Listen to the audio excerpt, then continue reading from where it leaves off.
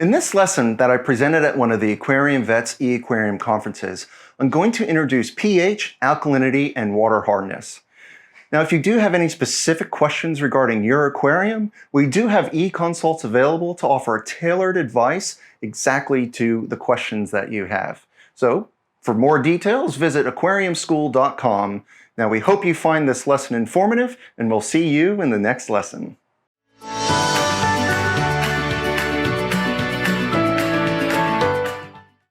So in today's talk, I'm going to touch on, I think, two really important water quality parameters in the aquariums that we keep, and that's pH as well as hardness and alkalinity. And I can understand for many people, they may not find water quality or chemistry as the most exciting aspect of fish keeping. And really the great news is that we don't need degrees in chemistry in order to be successful with keeping our fish. But it is really important that we at least understand the basics and we know what we're testing for in our water and how to correct those parameters when something's not quite right. So I'm going to start out by discussing pH. And I'm going to go through, well, why it is such an important water quality parameter. I'm going to touch on the chemistry and definition of pH a little bit, as well as talk about changes of pH in the aquarium, and finally how we can maintain those pH levels, particularly so they're stable and not fluctuating a lot. Now, pH is probably one of the most important water quality parameters that we test for a variety of reasons, and certainly one of those is its relation to that toxicity of ammonia. And I know that Dr. Luke earlier talked about that in the nitrogen cycle, and that as that pH increases, the percentage of ammonia is going to shift towards that left end of the equation. And so at those higher pHs or more alkaline pHs, there is that more toxic ammonia that's present. And this is really something that we need to consider, particularly when our water quality is off in our aquariums. And so let's say we test our pH, it's really low. Well, make sure that you're testing your ammonia as well, because if we try to correct that low pH, we could also then potentially have an ammonia toxicity event. And so it is really important that you understand that link between ammonia and pH. Now, from my perspective as a veterinarian, I'm really interested on how the pH directly impacts the health of our fish. And pH changes can really have a significant and a direct impact on the metabolic balance and acid balance of our fish.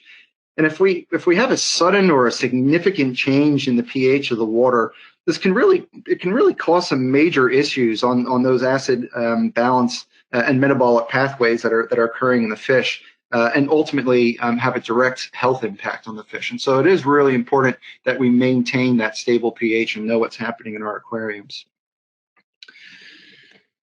Now, that being said, different species of fish have ultimately evolved to perform best at certain pHs. And if we take those fish outside of their preferred range, it really can have a negative impact on the overall health of the fish.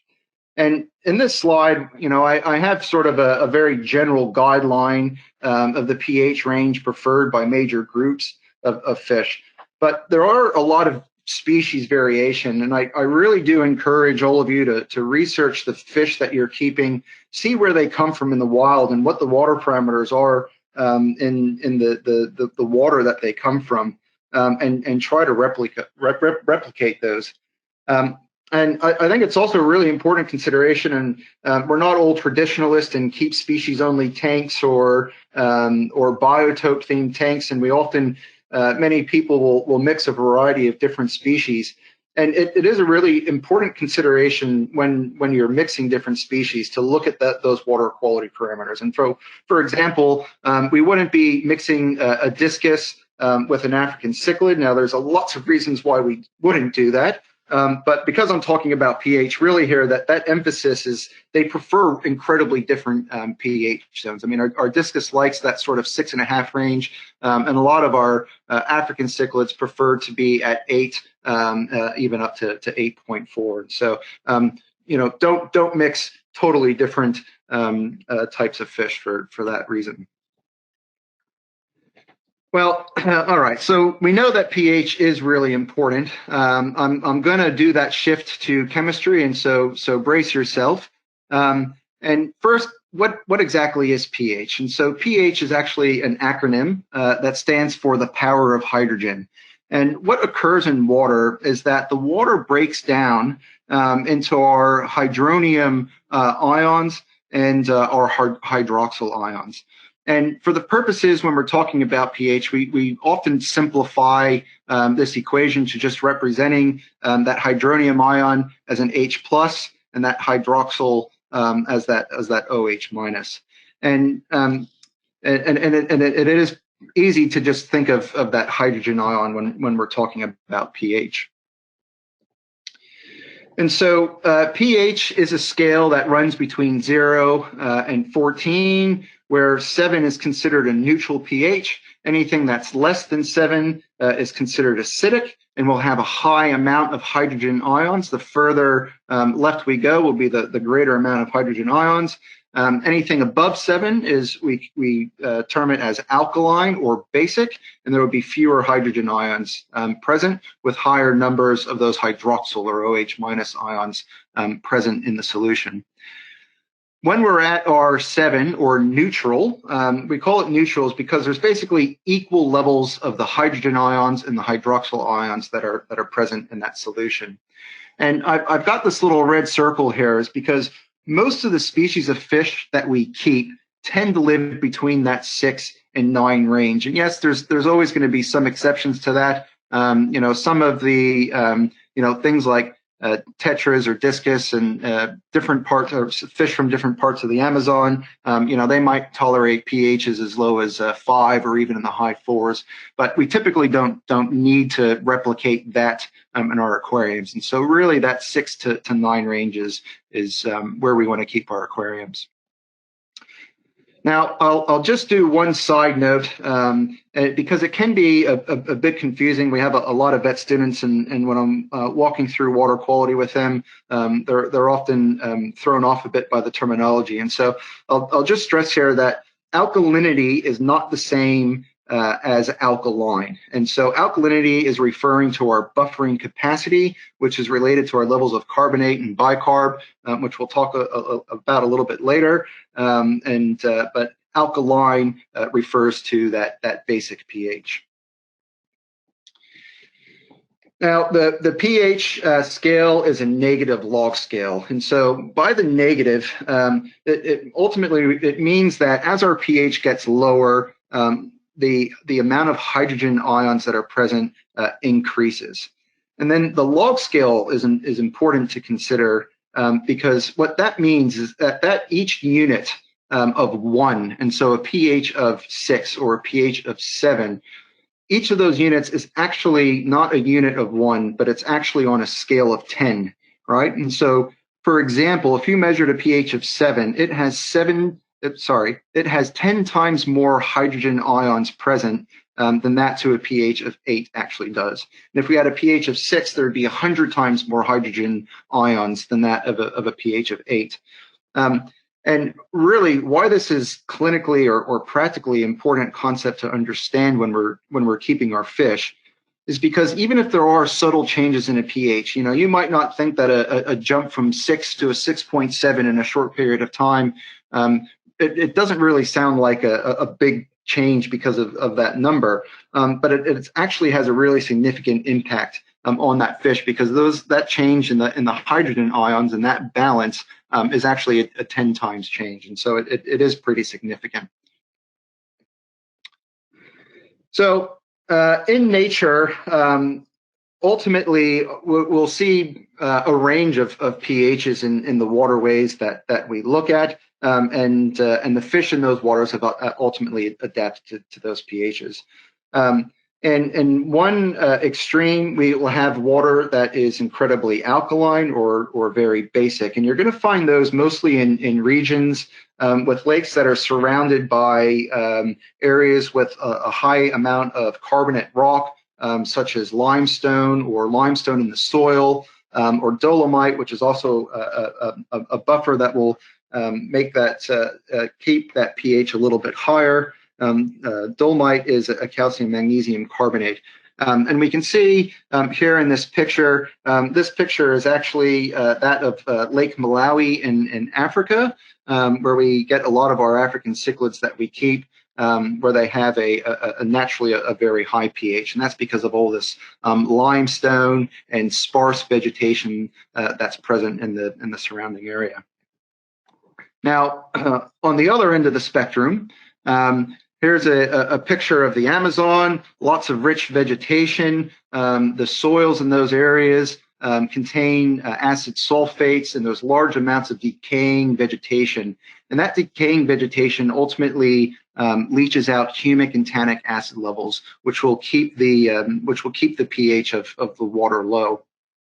And there will be fluctuations in the pH. It'll be seasonal changes. If there's a lot of rain and you start having runoff from the rain into the water and bringing even more of those tannic acids and humic acids into the water, you can have sudden drops in pH. And because the fish have evolved in that area, they're able to handle these changes in pH better than what other types of fish that haven't been around in an environment where you can get fluctuations, and we'll touch on that in a little bit. Now, pH should be routinely monitored in our aquariums, and we have in our aquariums we ultimately have a closed system, and Rob had touched on this in his previous lecture and didn't want to blow my thunder, so thank you, Rob. We can now go through the three reasons as to why pH drops in a closed system, and that has to do with the nitrogen cycle, carbon dioxide, and fish waste and feces and other organic wastes. Now, I'm not going to go into a lot of detail in relation to the nitrogen cycle, because Dr. Luke did an awesome job of covering that in great detail. But I'll just do a brief reminder. But the step that really impacts that pH is that first step where the bacteria metabolizes the ammonia and converts it into our nitrates.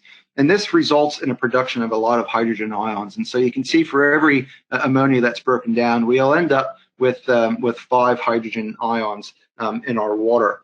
And in the closed aquarium, these will start building up, and as a result, drop in our pH. Which is why we, perform water changes or add buffers into our water.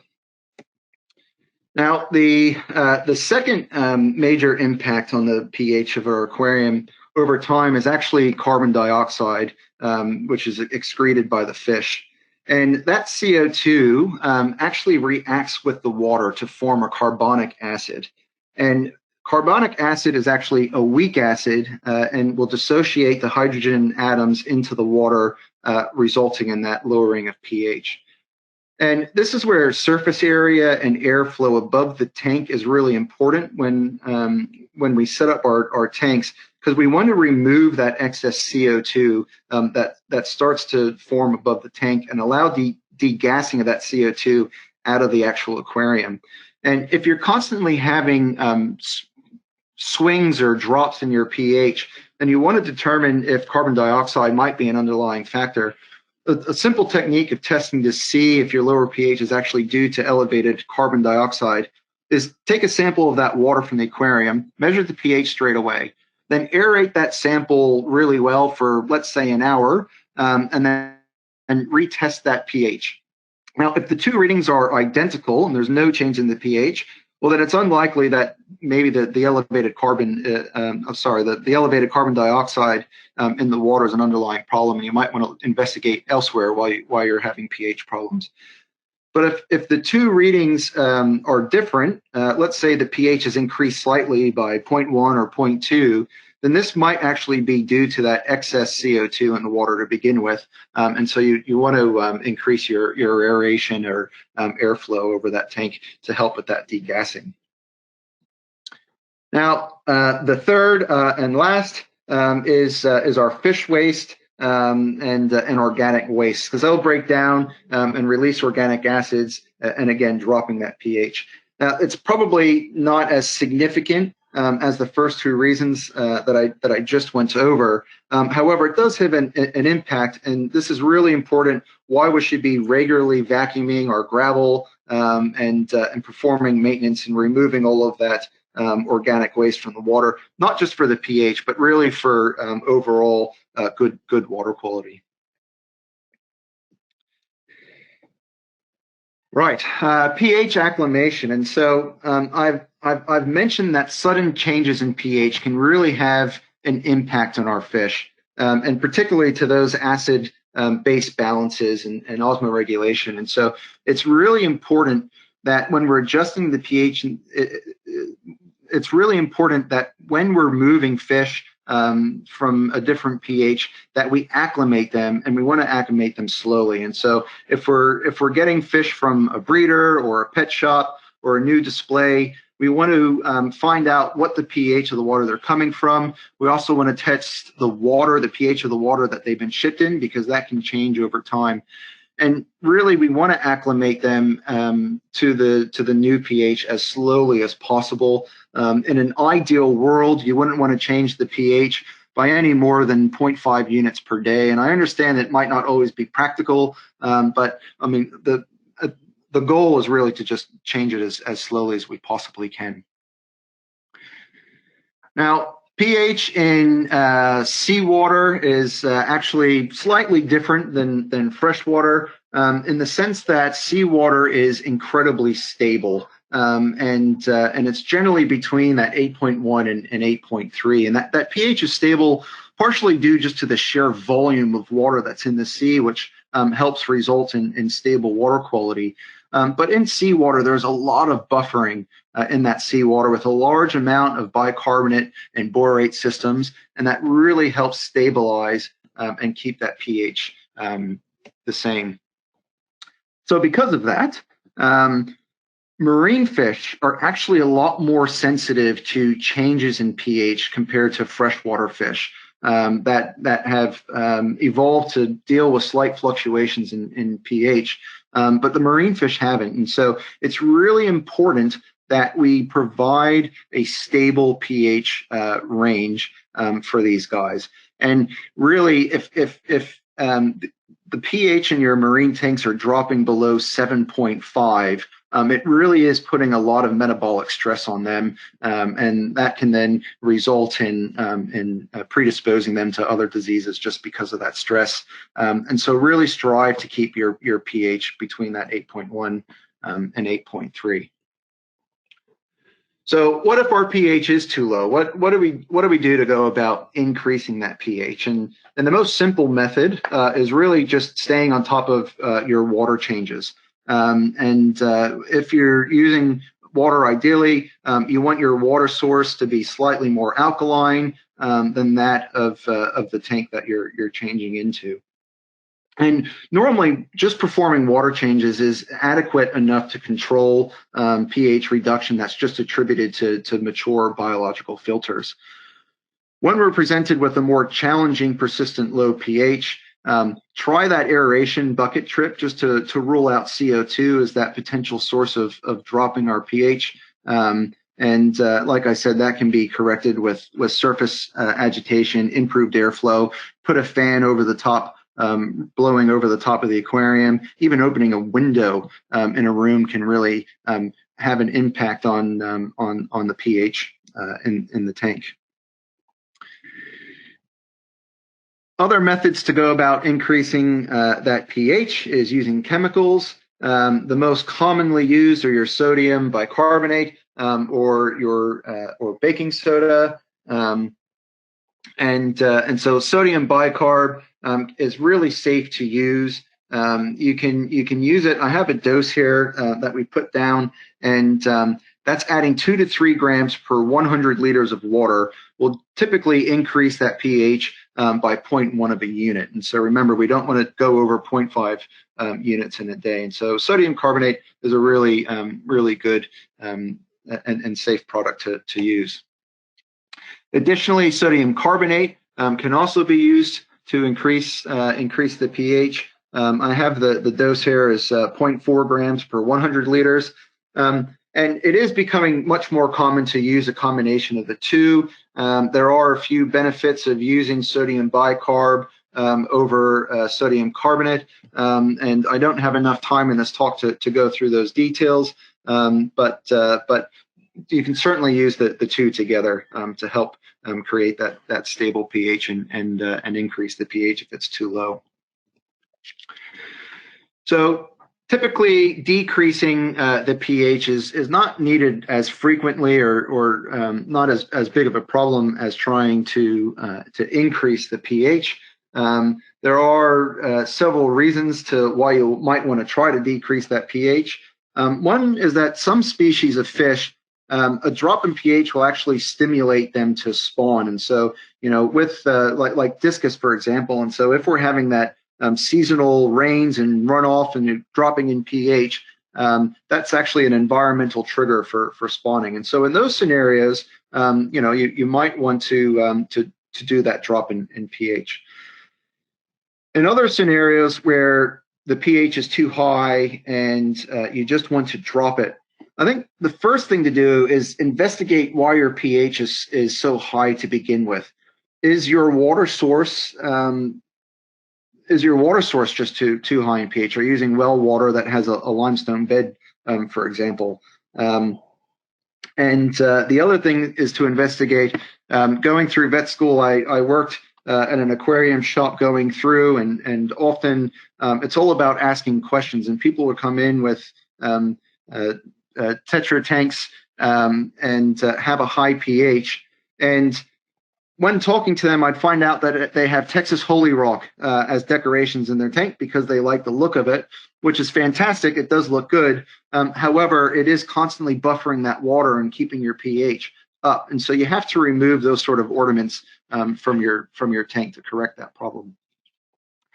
Now, chemicals can be used to lower your pH, such as disodium biphosphate. The main problem there is then you're adding phosphates into the aquarium, and so depending on your system, that's something that you may not want. You can even add acids such as hydrochloric acid or acetic acid. Again, you really want to take care in handling and diluting these prior to adding them to the aquarium, and maybe best save for people with a bit more experience of working with those sort of chemicals. And one of the most commonly used methods for trying to drop that pH is actually the use of peat moss or peat moss extracts. You can either add it directly to the water with the extracts, or the peat moss you can add into your canister filter. And that adds those humic and tannic acids and naturally help reduce the pH of that water. And so that pretty much covers an introduction to pH and its role in aquariums. And really the take-home message is that I make sure that you measure and monitor, and importantly, also record the readings that you're getting so you can track your pH over time. Ensure that your pH matches that of the natural environment of the species of fish that you're keeping. If you do have to adjust the pH, try to do it as slowly as possible while you're acclimating those fish. Now, moving on to hardness and alkalinity. So what exactly is hardness? Well, hardness refers to the divalent metal cations that are present in the water. And the two big ones are calcium and magnesium. But technically, it does include all of the divalent metal cations, including aluminum, barium, copper, iron, strontium, and zinc. And when it comes to water hardness, the calcium source is from the limestone-based soils with sorry, when it comes to the hardness, the calcium source is from the limestone-based soils with calcite or aragonite, and that's in the form of the calcium carbonate.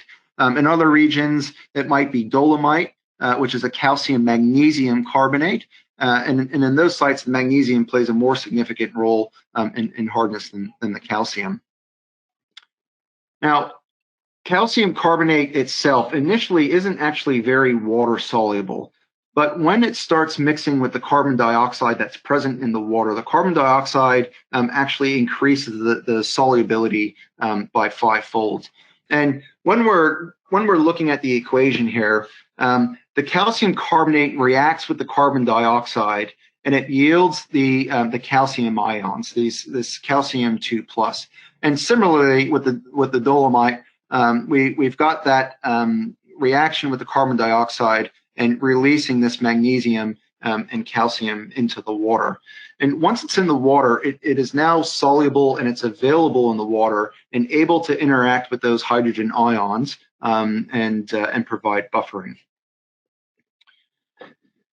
Now, there are 3 types of hardness, and so when we're looking at our test kits, you can see the general hardness test kits and KH test kits, and so I'm just going to walk through what each one of these actually is.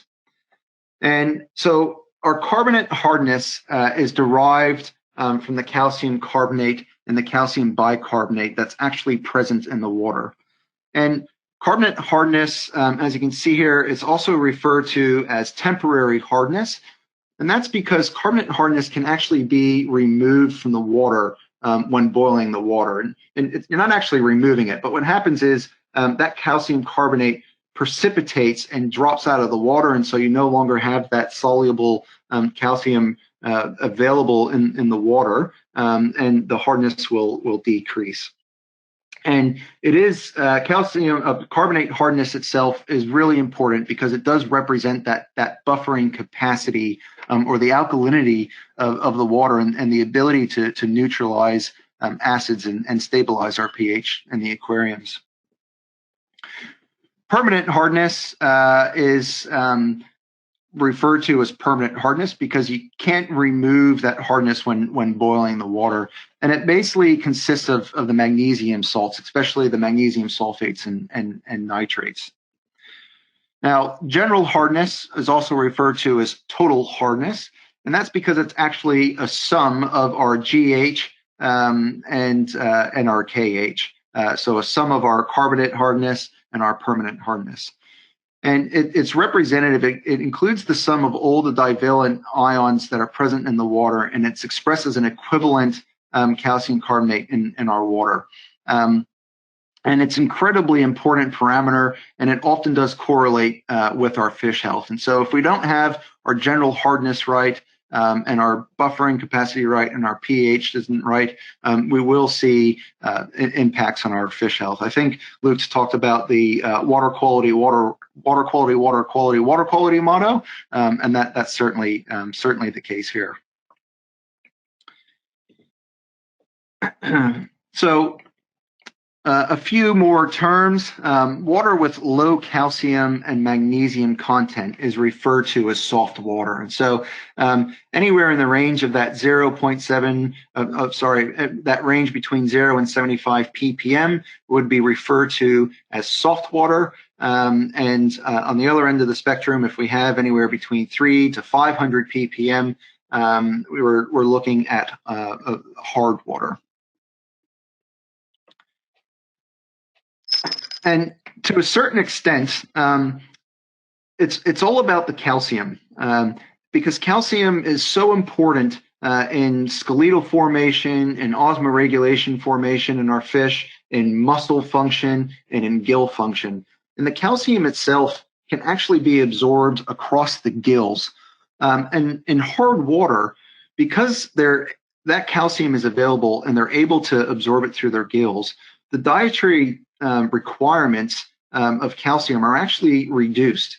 While in saltwater species of fish, they have less access and ability to take that calcium up through their gills, And so that is something we need to consider when we're offering diets to these fish to make sure that there's enough calcium that's present for them. So just like I mentioned in the pH portion of the talk, different types of fish have evolved to function best in the water quality that they're found in. And that also relates to hardness. And so things like tetras and viscus are naturally from softer waters, whereas our rift lake cichlid and live bears, they tend to be like at this higher region. And even here you can see between 120 and 200 is a pretty big range. And again, this emphasizes the importance of my suggestions of investigating the fish that you're keeping and see where they come from. And so when we're looking at our African cichlids, and certainly Lake Victoria, Lake Malawi, and Tanganyika are probably the three most popular sources of cichlids that we commonly keep in aquariums.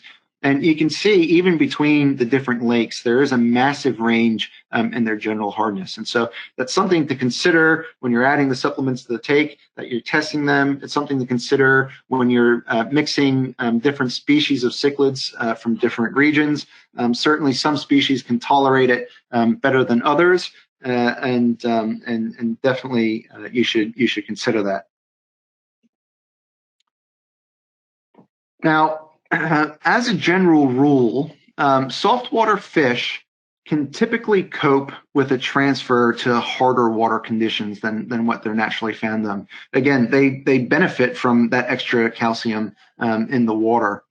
On the other hand, hard water fish, like those from Lake Tanganyika, are much less capable of adapting to soft water. So it's really important that you're maintaining that water hardness for those species. There are a lot of ways of managing hardness, and so certainly probably the most common is use of limestone, which is ultimately calcium carbonate. And other good sources of calcium carbonate include adding shell grit to the aquarium, using crushed coral as the substrate. You can add Epsom salts and calcium chloride. There's certainly plenty of products on the market that are designed for specific species of fish or fish from different regions, and a lot of those are really good products. Decreasing hardness, on the other hand, is not quite as easy, and really the best method is performing water changes with RO water or reverse osmosis water. And if setting up an RO unit isn't within your budget, unfortunately, most pest shops that specialize in fish, they sell RO water, but you can also use distilled water or rainwater. Even adding peat moss to the tank or peat moss extracts will help lower that pH and reduce your hardness to some extent. Now, lastly, I just want to touch on alkalinity. And as I mentioned at the beginning of the talk, don't confuse it with alkaline, referring to pH. So alkalinity is that buffering capacity solution, which is mainly due to our carbonate and bicarb. Now, when talking about alkalinity, I often use the analogy of a sponge. And so the carbonate and the bicarbonate themselves act as the sponge. And this is where they'll neutralize or absorb the hydrogen, so to speak, when acid is added to that water. And when the carbonate and bicarb ions are used up, that buffering capacity has exceeded, or the sponge has been saturated, and you'll start getting that overflow or buildup of hydrogen ion levels starting to increase again, resulting in that drop in pH. And so calcium carbonate is generally expressed as megs per liter or ppm of calcium carbonate. Sometimes you'll hear it recorded as a milliequivalent per liter or an MEQ per liter. There's an easy conversion. If you have a ppm, you would just divide that value by 50, and that'll give you the results in milliequivalent per liter. Now, low alkalinity, anything less than 10 ppm is really poorly buffered. And when we have poorly buffered tanks, we'll start really seeing those wide pH swings occurring and becoming a problem. And so we want to make sure that we have the appropriate alkalinity in our tanks to prevent those pH swings. And as we see a drop in pH over time in our closed systems, alkalinity also drops in time and needs to constantly be replaced, either with water changes or the addition of these buffers.